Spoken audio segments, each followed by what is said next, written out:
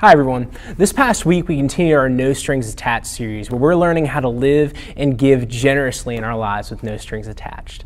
And this past Sunday we looked at the story of the parable of the talents, where Jesus tells a story of a master who gives 3 servants different amounts of money. And 2 of those servants double the money the master gave them. And one of them buries it in the ground and doesn't mess with it and then returns it to the master unchanged.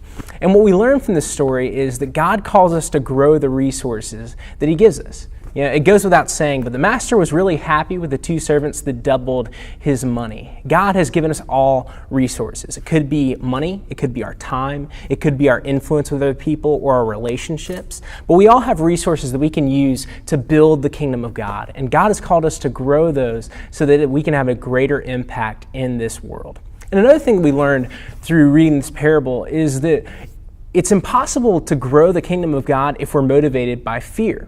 When we're motivated by fear, it kind of cripples us. It makes us not able to live into the calling that God has given us. And often when we're fearing God, when we're afraid of God and the calling that God has placed upon our lives, it shows a lack of trust that we have in God. And so we're called not to be afraid of God or afraid of what God has called us to do, but to live into that, to go where God has called us to go, knowing that he's going to go wherever he calls us.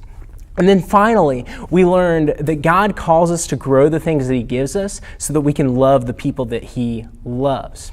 You know, the whole reason why we spend time growing our finances, why we spend our time growing our relationships and our influence is so that we can use those things to love other people. And when we have the means to love other people and we have the desire to love other people and those 2 things meet, we can grow the kingdom of God in our everyday lives, and we'll see the world transformed by the love that God has for us and the love that God uses through our actions and through our using our resources for God. And so that's what we talked about this past week. And I hope you join us next week for Celebration Sunday here in the warehouse, where we finish up our series, No Strings Attached.